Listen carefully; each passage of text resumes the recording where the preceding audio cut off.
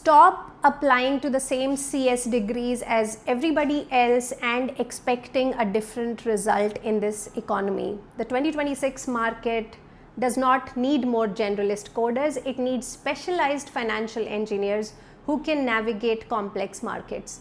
If you want to improve your ROI and escape from the software saturation breaking point, the finance path is one of the best in your options, I feel. And this is why more and more Indian students are looking at top finance courses abroad. In fact, I have helped my clients getting into MFE at Columbia, UCLA, Cornell, NYU, Georgia Tech MSQCF program, UCSD MQF, NCSU MFin Math, UCI MMath, CMU Computational Finance, Rutgers MS in Finance, etc. etc. So today I'm going to talk about why this shift is happening, what courses are available and which universities in different countries you should be looking at if you also want to pursue this finance path. All this on the other side of the intro. Keep watching.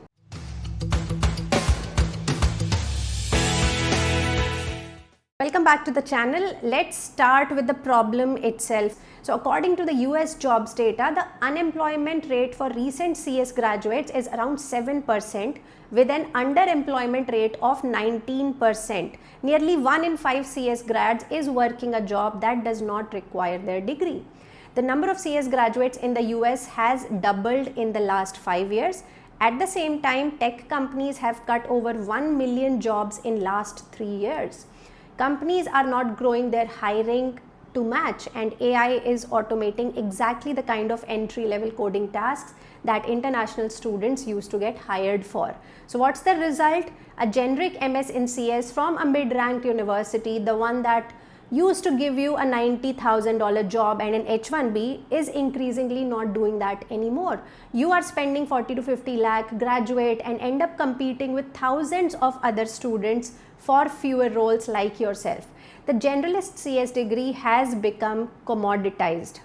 Now let's look at the H1B math. Under the new wage weighted lottery system, which is introduced this year itself, and we have covered this in detail on this channel, you can look at the previous video, your chances of being selected depend heavily on your wages. Higher wage means more lottery entries, more chances of getting selected. A typical entry-level software engineering role pays $80,000, that's wage level 1 or 2. But a quant analyst or a financial engineer at Goldman Sachs, JP Morgan, Citadel or 2 Sigma, that role is starting at 150 to 200,000, which puts you easily in wage level 3 and up. Now under the current system, a quant finance role gives you 2 to 3 times more lottery entries than standard entry-level tech job. And banks like Goldman Sachs, JP Morgan are among the most consistent H1B sponsors in the country. They do this every year at scale. If they like you, if they think you are talented, they are going to file for you.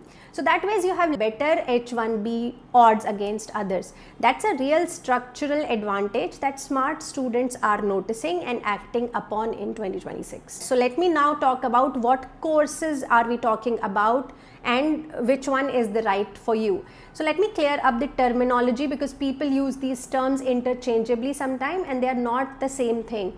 First course you will come across is Master of Financial Engineering, which is the most technical of the finance degree. It's heavy on stochastic calculus, derivatives pricing, algorithmic trading and quantitative risk. You need a strong math and some coding background as well. Target jobs here would be quant developer, algorithmic trader, derivatives trader at investment banks and hedge funds. Second degree you will come across is MS in quantitative finance or financial mathematics kind of courses, which are very similar to MFE but heavier on math, and these are more suited for people with non-engineering backgrounds like math or physics graduates. Chicago calls it Master in Financial Mathematics. NUS and Hong Kong, they have QF programs which are similar to this. Then thirdly is the MS in Finance degree, which is less technical and it is more suited to commerce graduates who are trying to get into investment banking, asset management, corporate finance kind of roles. Still very valuable, especially from a target school, but does not require the same kind of math depth. The key point here is that these programs are looking for students with strong undergrad backgrounds in engineering, math, physics or CS. So if you have a BTech, you are already a strong candidate. Now on your screen, I'm showing you an easy table to understand which of these degrees would make most sense for you. Okay, now that we understand the terminology, let's talk about where to study, which countries to focus on. And here the best advice that I can give you is study in the financial hub where you want to eventually work. Okay, so finance is not like tech where you can graduate from Arizona and still get a fantastic job in San Francisco. In finance, it works very differently. Internships, networking, on-campus recruiting, it's all physical, it's local, and it's very, very critical. So the 4 major financial hubs in the world are, of course, New York City, right? Where there is Wall Street, major banks, asset management firms. There is London, which is the hub for the European market. And in Asia, we have Singapore, which has the regional headquarters, and 4th is Hong Kong, which is the China-facing finance and regional capital markets.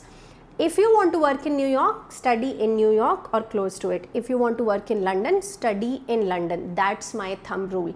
And within each hub, choose the programs that place directly into the top investment banks of that region. Goldman Sachs, JP Morgan, Morgan Stanley, these are all global banks anyway, and also look at some regional ones. But go to that target school where the placements will be possible into these big companies. Which brings me to my university list, and I know that's why most of you are here. So let's look at the top universities you can choose in different countries. So here is my top 20 list for financial careers abroad. So first is, let's look at US, where we are targeting New York and beyond. Here I would look at Baruch College, my favorite MFE program, by the way. Lesser known but has great placement and employment rate. Second is, of course, Princeton, which has Master in Finance. CMU has Computational Finance, awesome course. Columbia MFE, University of California, Berkeley MFE.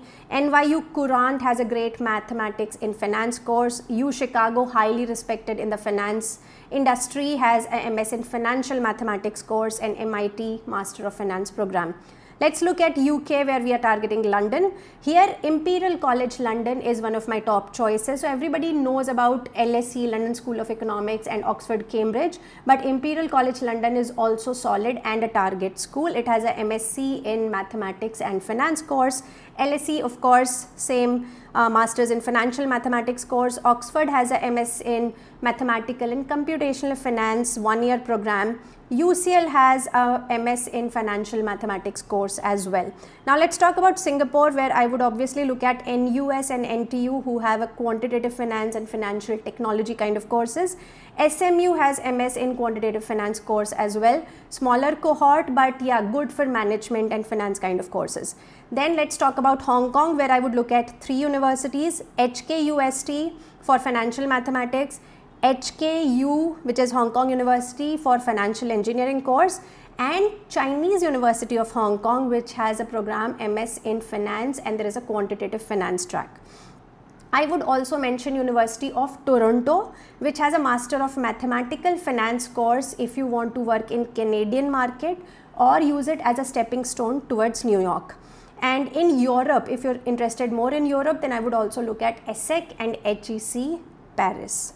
Alright, so let's summarize, right? Finance quant roles are harder to get than a generic CS job for sure. They require stronger math, more specific preparation, and a different kind of mindset. And this is not for everyone. If you don't love math, don't do this, you will be miserable. But if you have strong engineering or math background and you are ambitious and you are watching the CS job market get more and more crowded each semester, this is worth a serious look.